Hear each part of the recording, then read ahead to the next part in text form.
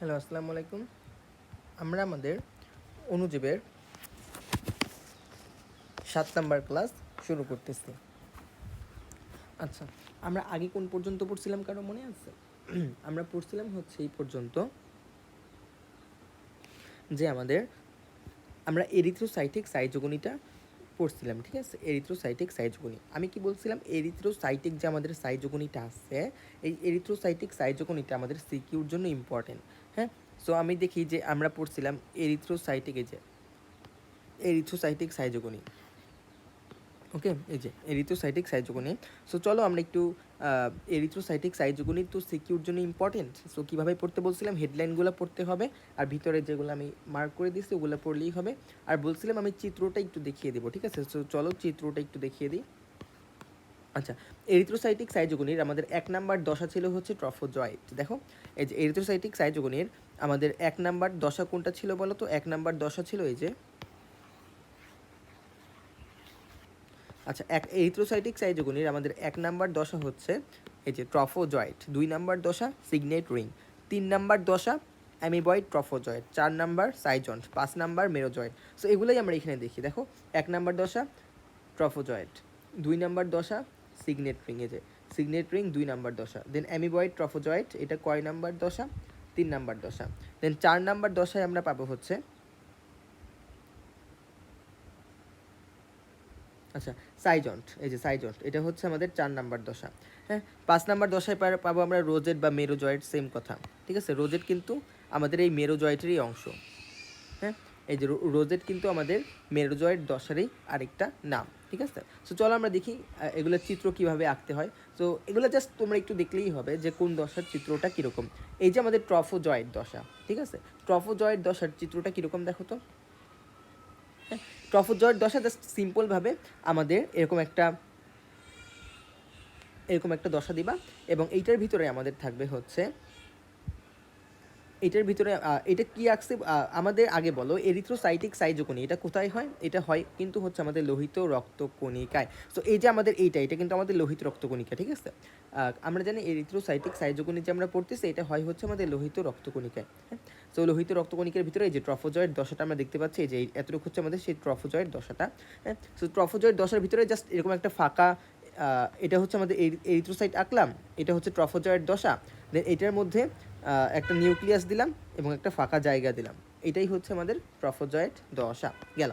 দেন আমরা আসবো আমাদের সিগনেট রিং। সিগনেট রিংয়ে কেমন হয় বলো তো? ওই গর্তটা বড় হয়। দেখো এই যে গর্তটা কি হয়েছে? এই যে এই গর্তটা এখানে অনেক বড় হয়ে গেছে, ঠিক আছে? এই যে অনেক বড় হয়ে গেছে, গর্তটা বড় হয় এবং নিউক্লিয়াসটা একটা পাথর বসানো আংটির মতো দেখায়। সো ওভারঅল এটাকে একটা আংটির মতো দেখাচ্ছে, তাই না? এই দেখো, ওভারঅল এটাকে একটা আংটির মতো দেখাচ্ছে, যে এখান থেকে তুমি আঙ্গুল ঢুকাবা আর এটা হচ্ছে পাথর। সো ওভারঅল এইটাকে একটা আংটির মতো দেখায়। তোমরা আমার গত ক্লাস করলে তোমাদের আশা করি মনে আছে যে সিগনেট রিংয়ে কী হয়।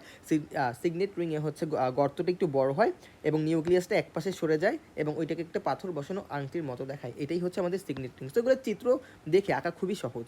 দেন হচ্ছে অ্যামিবয়েড ট্রফোজয়েড। অ্যামিবয়েড ট্রফোজয়েডে কী হয়? আমাদের ওই দশাটা হচ্ছে অ্যামিবার মতো আকার ধারণ করে, যে ঘুরে পেঁচে, যে অ্যামিবা মানে কি?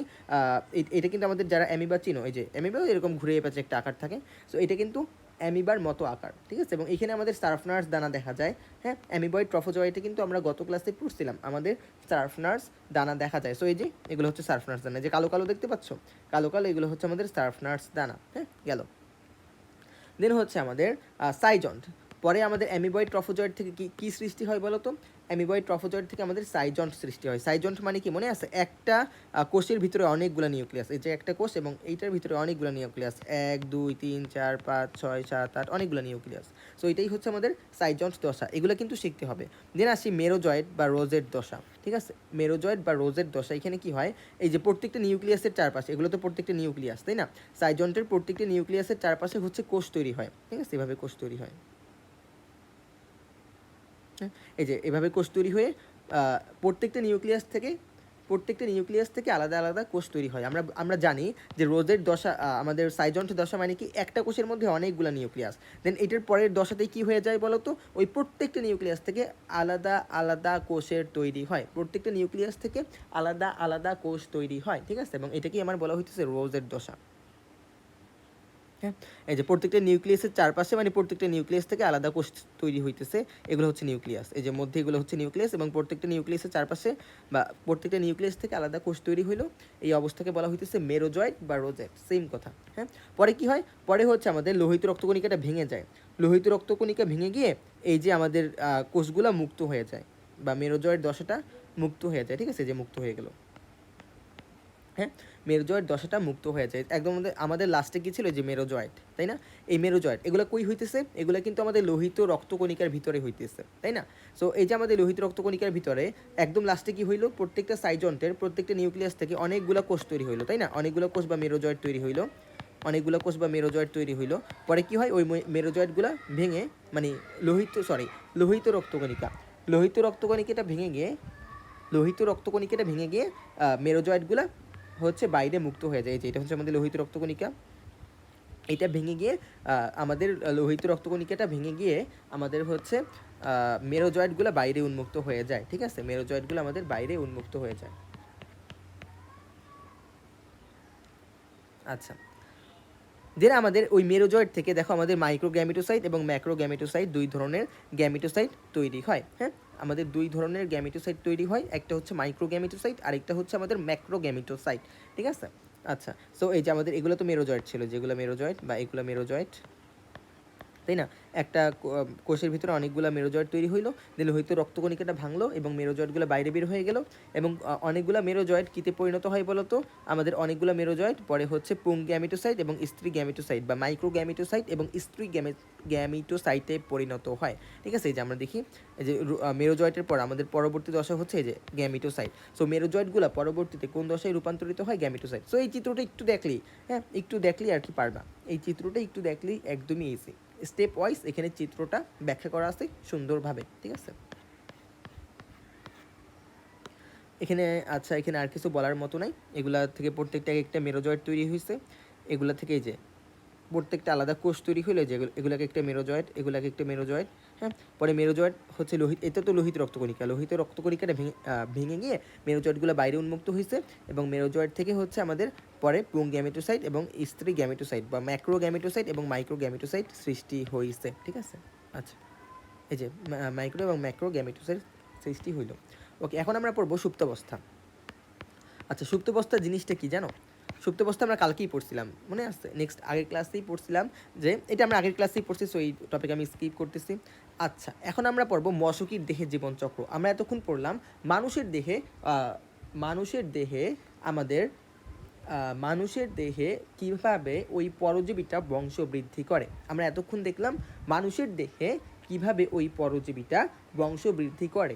এখন আমরা দেখব মশার দেহে, মশার দেহে কিভাবে বংশবৃদ্ধি করে বা মশার দেহে কিভাবে ছড়ায়, ঠিক আছে? আমরা জানি, আমাদের হচ্ছে মনে আছে আমরা পড়ছিলাম যে এই যে আমাদের ম্যালেরিয়া পরজীবী কিন্তু দুই মানে মানুষের দেহেও আক্রমণ করে এবং মশকির দেহেও আক্রমণ করে। আমাদের মানুষটা পড়া সাকসেসফুলভাবে শেষ। এখন আমরা মশকির দেহে ম্যালেরিয়া পরজীবীটা কীভাবে আক্রমণ করে বা কীভাবে তার জীবনচক্র সম্পূর্ণ করে বা কী কী দশার মধ্যে থেকে অতিক্রম করে, এগুলো আমরা এখন পড়ব, ঠিক আছে? আচ্ছা, দেখো মশকের দেহে দুইটা পর্যায় আছে, একটা হচ্ছে গ্যামেটোগনি, আর এটা অতটা ইম্পর্টেন্ট না, ঠিক আছে? সিকিউর জন্য বা এমসিকিউর জন্য অতটা ইম্পর্টেন্ট না, মানুষের দেহটাই মূলত ইম্পর্টেন্ট, ঠিক আছে? বাট এইটুকু মনে রাখতে হবে যে মশকের দেহে যৌন জনন ঘটে, মশকের দেহে যৌন জনন ঘটে এবং মানব দেহে হচ্ছে অযৌন জনন ঘটে, হ্যাঁ, ওই ম্যালেরিয়া পরজীবীটার, বুঝছো? আচ্ছা, এখন হচ্ছে মশকির দেহে দুইটা পর্যায় আছে, একটা হচ্ছে গ্যামেটোগনি এবং আরেকটা হচ্ছে আমাদের স্পোরোগনি, একটা হচ্ছে আমাদের গ্যামেটোগনি এবং আরেকটা হচ্ছে আমাদের স্পোরোগনি, ঠিক আছে? এখন আমরা একটু দেখব এই দশাগুলো, চলো। আচ্ছা, এই যে আমাদের বলছিলাম না যে মশকির দেহে দুইটা আছে, একটা হচ্ছে গ্যামেটোগনি এবং আরেকটা হচ্ছে স্পোরোগনি। সো আমরা প্রথম গ্যামেটোগনি দেখি, আমি জাস্ট যা মার্ক করে দিচ্ছি তা পড়লেই এনাফ। দেখো গ্যামেটোগনির এখানে আমাদের কয়টা পর্যায় আছে, তিনটা পর্যায়। এক নম্বর হচ্ছে জনন কোষ সৃষ্টি, হ্যাঁ, দুই নম্বরে আছে হচ্ছে নিষেক ও জাইগোট গঠন এবং তিন নম্বরে আছে উওকিনেট গঠন, ঠিক আছে? তিন নম্বরে আছে হচ্ছে উওকিনেট গঠন। সো এই তিনটা হেডলাইন প্রথম পড়ো। স্পোরোগনি, এখন আমরা কি পড়তেছি? গ্যামেটোগনি। গ্যামেটোগনির হেডলাইন কয়টা? তিনটা। গ্যামেটোগনিতে কী কী হয়? জননকোষ সৃষ্টি। জননকোষ মানে কি বলতো? গ্যামিট, হ্যাঁ, গ্যামিট মানে হচ্ছে জননকোষ, এবং সৃষ্টি মানে জেনেসিস। সো গ্যামেটোজেনেসিস মানে হচ্ছে জননকোষ সৃষ্টি।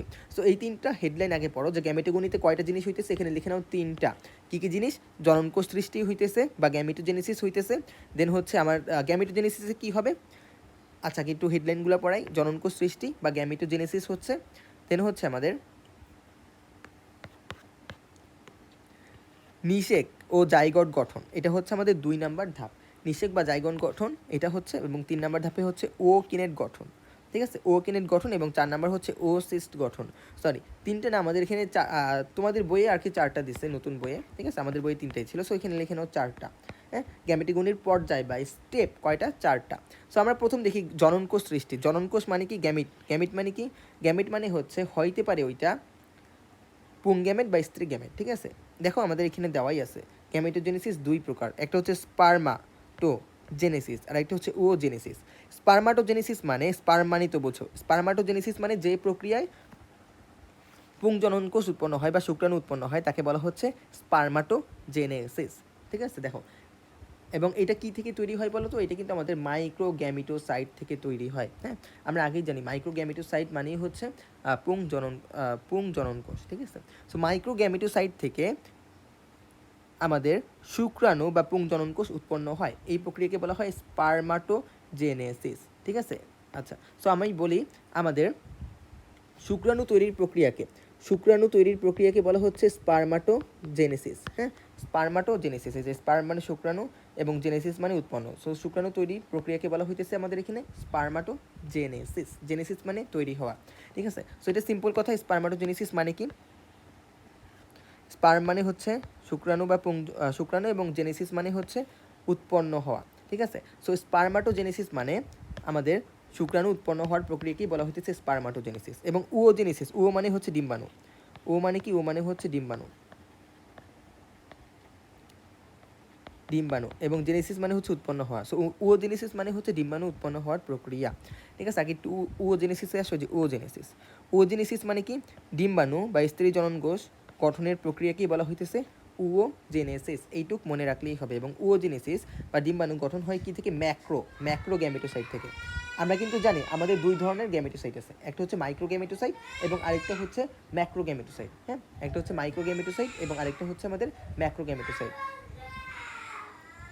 যেটা হচ্ছে আমাদের মাইক্রোগ্যামেটোসাইট, ওইটা থেকে আমাদের কিন্তু শুক্রাণু তৈরি হয়। ঠিক আছে, মাইক্রোগ্যামেটোসাইট থেকে আমাদের উৎপন্ন হয় হচ্ছে শুক্রাণু। মাইক্রোগ্যামেটোসাইট থেকে আমাদের উৎপন্ন হয় শুক্রাণু এবং ম্যাক্রোগ্যামেটোসাইট। ঠিক আছে, ম্যাক্রোগ্যামেটোসাইট থেকে উৎপন্ন হয় হচ্ছে ডিম্বাণু। আচ্ছা, একটা সেকেন্ড একটু ওয়েট করো, আমাদের ভাগ্নিটা কাঁদতেছে। ঠিক আছে,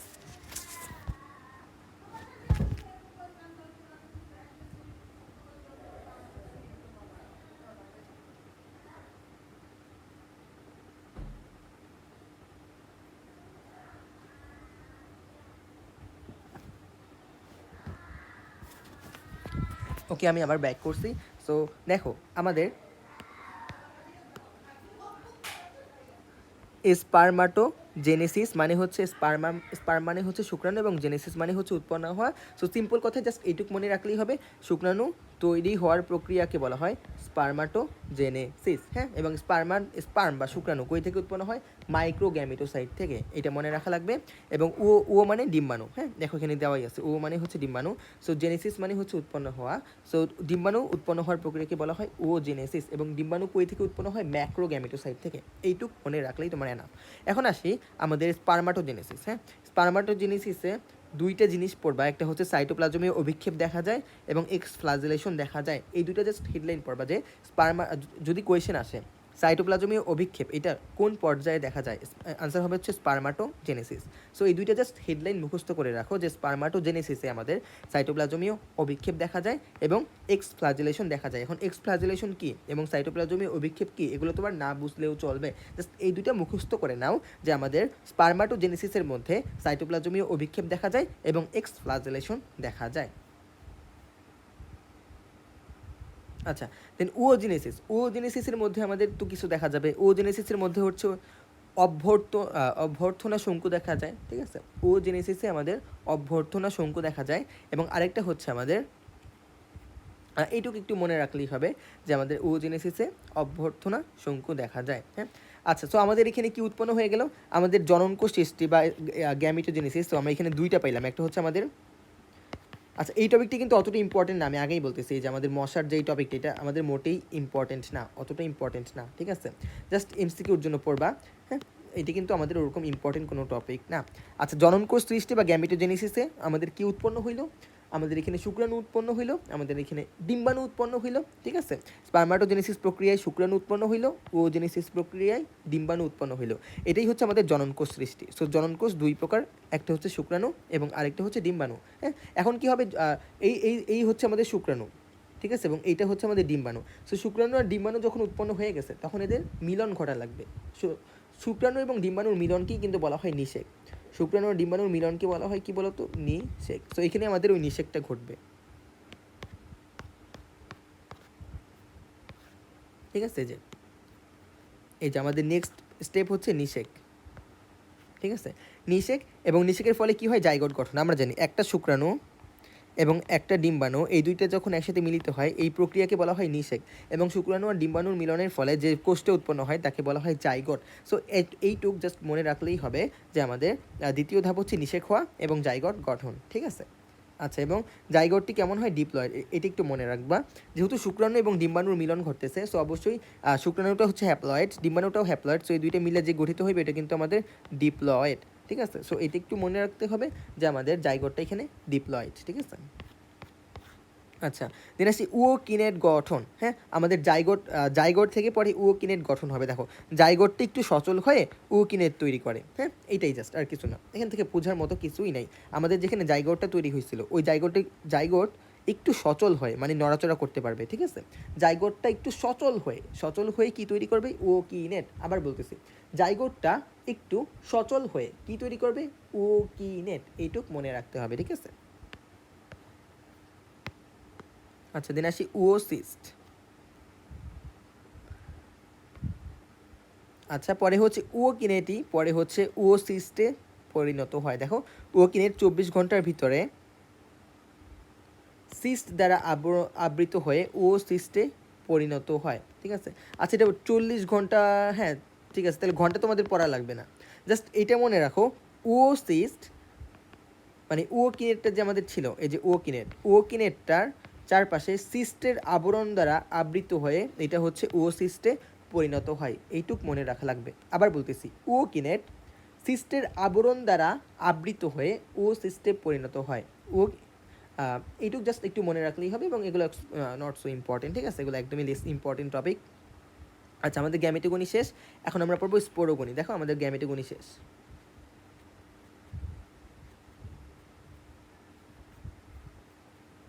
এই যে আমাদের গ্যামেটোগনি শেষ, এখন আমরা পড়বো স্পোরোগনি। আমাদের গ্যামেটোগনি শেষ, এখন আমরা পড়বো স্পোরোগনি, ঠিক আছে, এই যে স্পোরোগনি। আচ্ছা, স্পোরোগনিতে আমাদের কয়টা পর্যায় আছে, এখানে আমাদের ধাপ আছে তিনটা। একটা হচ্ছে ওসিস্টের নিউক্লিয়াস বিভাজন। দেখো এটা যেখানে শেষ হয়েছিল এটা কিন্তু এসে ওসিস্টে শেষ হয়েছিল, তাই না, এই যে এটা এসে কিন্তু ওসিস্টে, গ্যামেটোগনিটা ওসিস্টে শেষ হয়েছিল, এখানে সেই ওসিস্ট থেকেই শুরু। সো ওসিস্টের নিউক্লিয়াস বিভাজন হয়, হ্যাঁ, ওসিস্টের নিউক্লিয়াস বিভাজনের মাধ্যমে কয়টা ওসিস্ট তৈরি হয় বলো তো, 50 থেকে 500টা, ঠিক আছে, 50 থেকে 500টা ওসিস্ট তৈরি হয়, এটা একটু মনে রাখতে হবে। ওসিস্টের নিউক্লিয়াস বিভাজন, এগুলো ফর এমসিকিউ, ঠিক আছে। আচ্ছা, দেন হচ্ছে পরিস্ফুটনরত ওসিস্ট। আচ্ছা, এখানে যে আমাদের 5 থেকে 50টা ওসিস্ট তৈরি হয়েছে, এখানে কিন্তু জাস্ট নিউক্লিয়াসের বিভাজন হয়েছে, কোষের সৃষ্টি হয় নাই, ঠিক আছে। পরে আমাদের পরিস্ফুটনরত ওসিস্ট, এখানে কি হয়, এখানে ওই প্রত্যেকটা নিউক্লিয়াস থেকে এক একটা কোষ সৃষ্টি হয়। কিভাবে, প্রথম সাইটোপ্লাজম জমা হয়, তারপর চারদিকে কোষ ঝিল্লি তৈরি হয়, দেন প্রত্যেকটা নিউক্লিয়াস থেকে আলাদা আলাদা ক্ষুদ্র কোষের তৈরি হয়। খুবই সিম্পল কথা, যেগুলো আমরা সাইজন থেকে পড়ছিলাম, যে সাইজন থেকে প্রত্যেকটা নিউক্লিয়াস থেকে আলাদা আলাদা যেভাবে কোষ তৈরি হয় ওই সেম প্রক্রিয়া। বাট এগুলো ভিতরে না পড়লেও সমস্যা নেই, জাস্ট হেডলাইনগুলো পড়তে পারো, যে ওসিস্টের নিউক্লিয়াস বিভাজন, পরিস্ফুটনরত ওসিস্ট এবং স্পোরোজয়েড গঠন, জাস্ট হেডলাইনগুলো পড়তে পারো। আবার বলতেছি, জাস্ট হেডলাইনগুলো পড়তে পারো, ঠিক আছে। আচ্ছা, দিন আসি স্পোরোজয়েড গঠন। এরপর আমাদের দেখো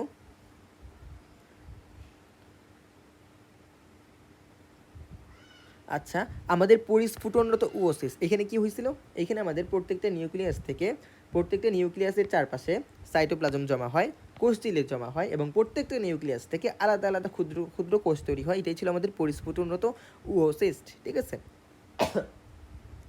এখন আমরা পড়ব স্পোরোজয়েড গঠন। স্পোরোজয়েড গঠন থেকে এত কিছু স্পোরোজয়েডটা হচ্ছে মাকো আকৃতির হয়, এটা মনে রাখা লাগবে, এটা আমরা আগেও জানি। স্পোরোজয়েডটা মাকো আকৃতির হয়, হ্যাঁ। এবং আমাদের একটি ওসিস্টে কয়টা স্পোরোজয়েড থাকতে পারে? 10,000। একটা ওসিস্টে 10,000 স্পোরোজয়েড থাকতে পারে এবং মশকির লালাগ্রন্থিতে 3,26,000 স্পোরোজয়েড থাকতে পারে। এই তিনটে ইনফরমেশন এখান থেকে মনে রাখলেই হবে। স্পোরোজয়েডটা কেমন? মাকো আকৃতির, এটা 1 নম্বর ইনফরমেশন। 2 নম্বর ইনফরমেশন হচ্ছে এখান থেকে আমাদের 10,000, একটা ওসিস্টে 10,000 স্পোরোজয়েড থাকতে পারে। এবং 3 নম্বর ইনফরমেশন হচ্ছে একটা মশকির লালা গ্রন্থিতে 3,26,000 স্পোরোজয়েড থাকে। একটা মশকির লালা গ্রন্থিতে 3,26,000 স্পোরোজয়েড থাকে। এই কয়েকটি ইনফরমেশন মনে রাখতে পারলেই হবে, ঠিক আছে? আর এখান থেকে কিছু পড়ার দরকার নাই, হ্যাঁ। এগুলো আবারও বলতেছি, খুব বেশি ইম্পর্টেন্ট না, জাস্ট আমি এখন যা মার্ক করে দিলাম তা পড়লেই হবে। ওকে, দেন আসি আমরা ম্যালেরিয়া পরজীবীর জীবন চক্রের যৌনুক্রম। আচ্ছা, যৌনুক্রম মানে কি? যৌনুক্রম মানে হচ্ছে কোনো জীবের জীবনচক্রে যদি একই সাথে হ্যাপ্লয়েড এবং ডিপ্লয়েড দশার পর্যায়ক্রমিক আবর্তন দেখা যায় তাকে বলা হয় যৌনুক্রম। আচ্ছা, এটা আসলে মানে কি? যেমন মানুষের দেহে কিন্তু জাস্ট একটাই দশা, সেটা হচ্ছে ডিপ্লয়েড দশা। মানুষের দেহে একটাই দশা, সেটা হচ্ছে ডিপ্লয়েড দশা। কিন্তু এই যে আমাদের ম্যালেরিয়া পরজীবী, এই ম্যালেরিয়া পরজীবীতে ওরা মানে ধরো ওরা 20 বছর বাঁচবে, 20 বছরের মধ্যে মনে করো 10 বছর ওরা হ্যাপ্লয়েড থাকে, বাকি 10 বছর ওরা ডিপ্লয়েড থাকে। সো এইটাই জাস্ট একটা জীবের মধ্যে যদি আমরা হ্যাপ্লয়েড দশা এবং ডিপ্লয়েড দশা পর্যায়ক্রমে দেখতে পাই, হ্যাঁ, পর্যায়ক্রমে দেখতে পাই, তাহলেই সেটাকে বলা হইতেছে যৌনুক্রম। কোনো জীবের জীবনচক্রে হ্যাপ্লয়েড এবং ডিপ্লয়েড দশা যদি পর্যায়ক্রমে দেখা যায়, মানে 1 বছর হ্যাপ্লয়েড থাকবে, পরের বছর হয়ে যাবে ডিপ্লয়েড, পরের বছর হ্যাপ্লয়েড, পরের বছর ডিপ্লয়েড, ঠিক আছে? সো কোনো জীবের মধ্যে তার জীবনচক্রে যদি হ্যাপ্লয়েড এবং ডিপ্লয়েড দশা বারবার চেঞ্জ হইতে থাকে তাহলেই তাকে বলা হয় যৌনুক্রম। সিম্পল কথা। ওকে, আচ্ছা, এখন আমাদের এগুলো কিছু পড়ার দরকার নাই, আমরা জাস্ট এইটা পড়বো, হ্যাঁ। এইটা পড়বো যে আমাদের ডিপ্লয়েড দশা কোনগুলা এবং হ্যাপ্লয়েড দশা কোনগুলা, হ্যাঁ। আমাদের ম্যালেরিয়া পরজীবীর ডিপ্লয়েড দশা কোনগুলা এবং হ্যাপ্লয়েড দশা কোনগুলা, হ্যাঁ। দেখো, আমরা জাস্ট যদি ডিপ্লয়েড দশা পড়ি, ডিপ্লয়েড দশা বাদে বাকি আমাদের যত দশা আছে সবই হচ্ছে আমাদের হ্যাপ্লয়েড, ঠিক আছে? ডিপ্লয়েড দশা বাদে আমাদের যত দশা আছে সবই হচ্ছে আমাদের হ্যাপ্লয়েড দশা। সো ডিপ্লয়েড দশা এখানে তোমাদের কয়টা দেওয়া আছে দেখো। ডিপ্লয়েড দশা তোমাদের এখানে দেওয়া আছে, ডিপ্লয়েড মানে কি 2n। ডিপ্লয়েড দশা দেওয়া আছে, মনে রাখবা 3টা। ডিপ্লয়েড দশা দেওয়া আছে 3টা, কি কি? জাইগোট, আচ্ছা জাইগোট তো ডিপ্লয়েড আমরা জানি। দেন হচ্ছে উওকিনেট আর হচ্ছে উওসিস্ট। এই 3টা হচ্ছে আমাদের জাস্ট ডিপ্লয়েড দশা। এই 3টা ডিপ্লয়েড দশা ছাড়া আর যত দশা আছে, স্পোরোজয়েট, ক্রিপ্টোজয়েট, ট্রফোজয়েট, সাইজন্ট, মেরোজয়েট, মাইক্রোগ্যামেটোসাইট, ম্যাক্রোগ্যামেটোসাইট, এগুলো থেকে আবার স্ত্রী গ্যামেট, পুং গ্যামেট, ঠিক আছে? এগুলো সব হচ্ছে হ্যাপ্লয়েড দশা। সো তোমার কাজ কি? তোমার কাজ হচ্ছে তুমি জাস্ট এমসিকিউর জন্য পড়তে চাইলে, যদি জাস্ট এমসিকিউর জন্য শর্টকাটে পড়তে চাও তাহলে জাস্ট ডিপ্লয়েড দশাগুলো মুখস্থ করে নাও যে ম্যালেরিয়া পরজীবীর কোন কোন দশা ডিপ্লয়েড বা 2n, ঠিক আছে? ম্যালেরিয়া পরজীবীর কোন কোন দশা ডিপ্লয়েড বা 2n? দেখো, ডিপ্লয়েড দশা মাত্র 3টা, জাইগট, ওকিনেট, ওসিস্ট, হ্যাঁ। জাইগট, ওকিনেট, ওসিস্ট। দেন এই 3টা দশা ছাড়া আর বাকি যত ধরনের দশা আছে সব দশা হচ্ছে হ্যাপ্লয়েড। এই 3টা দশা ছাড়া আর বাকি যত দশা আছে সবই হচ্ছে আমাদের হ্যাপ্লয়েড দশা, ঠিক আছে? এইভাবে একটু মনে রাখতে পারো, হ্যাঁ। আচ্ছা,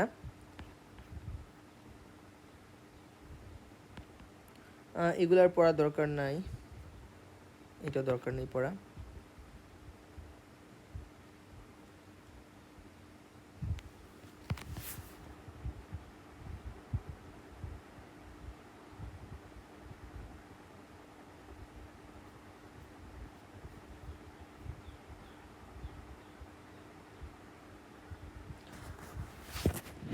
ওকে, আমাদের মোটামুটি তাহলে শেষের দিকে। আচ্ছা, একটা জিনিস, একটা পার্থক্য সব খুঁজতেছি। আচ্ছা, এই পার্থক্যটা আমরা একটু পড়বো, ঠিক আছে? হেপাটিক সাইজোগনি এবং এরিথ্রোসাইটিক সাইজোগনি, এই পার্থক্যটা আমরা একটু পড়বো, মনে আছে? হেপাটিক সাইজোগনি আর এরিথ্রোসাইটিক সাইজোগনি বিষয়ে চলো দেখে নিয়ে আসি।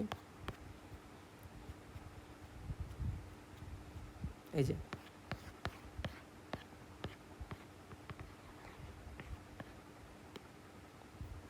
এটা হচ্ছে আমাদের হেপাটিক সাইজোগনি এবং এরিথ্রোসাইটিক সাইজোগনি, মানে মানবদেহের দুই ধরনের চক্র ঘটে, একটা হচ্ছে হেপাটিক সাইজোগনি আর একটা এরিথ্রোসাইটিক সাইজোগনি। সো আমরা এখন হেপাটিক সাইজোগনি এবং এরিথ্রোসাইটিক সাইজোগনি এই দুইটা সাইজোগনির মধ্যে পার্থক্য পড়ব, ঠিক আছে?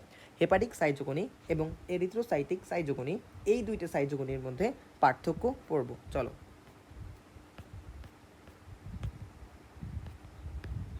আচ্ছা, এই যে আমাদের এসে গেল হেপাটিক সাইজোগনি এবং এরিথ্রোসাইটিক সাইজোগনি, ঠিক আছে?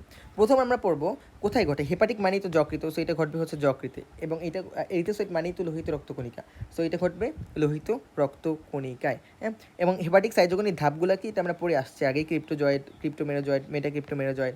কিন্তু এরিথ্রোসাইটিক সাইজোগনির ধাপ কি ট্রফোজয়েড, সিগনেট রিং, সাইজন, মেরোজয়েড, এগুলো আমরা সব আগেই পড়ে আসছি। হিমোজয়েন, হিমোজয়েন কোথায় সৃষ্টি হয়? এরিথ্রোসাইটিক সাইজোগনিতে হিমোজয়েন সৃষ্টি হয়, কিন্তু হেপাটিক সাইজোগনিতে হিমোজয়েন সৃষ্টি হবে না। ইম্পর্টেন্ট কথা, ঠিক আছে? দেন এখানে আমাদের জ্বর হয় না, হ্যাঁ, কিন্তু এখানে কিন্তু কাঁপুনি সহ জ্বর আসে, খুবই ইম্পর্টেন্ট, মেডিকেলে এখান থেকে একটা কোয়েশ্চেনও আসছিল, হ্যাঁ। সো এটা অবশ্যই মনে রাখতে হবে, মেডিকেল, এটা অবশ্যই মনে রাখতে হবে যে এরিথ্রোসাইটিক সাইজোগনিতে কাঁপুনি সহ জ্বর আসে, ঠিক আছে? দেন এখানে সার্ফনার্স কিন্তু দানা দেখা যায় না, এখানে সার্ফনার্স দানা দেখা যায়, এখানে জ্বর হয় না, ওই সেম কথা, এখানে কাঁপুনি সহ জ্বর হয়। বলতে গেলে এটা সব হচ্ছে পজিটিভ আর এটা সব হচ্ছে নেগেটিভ, ঠিক আছে? আচ্ছা, সো এই পার্থক্যগুলো একটু তোমরা যদি, আমি যে আগেরগুলো পড়াইছি, হ্যাঁ, আগে যে হেপাটিক সাইজোগনি এবং এরিথ্রোসাইটিক সাইজোগনি নিয়ে যে আমরা লেখাপড়া করছি, ওগুলো যদি সম্পর্কে একটু আইডিয়া রাখো, এই পার্থক্যগুলো একদমই, ঠিক আছে? সো আমি ফার্স্ট পার্ট এখানেই শেষ করতেছি।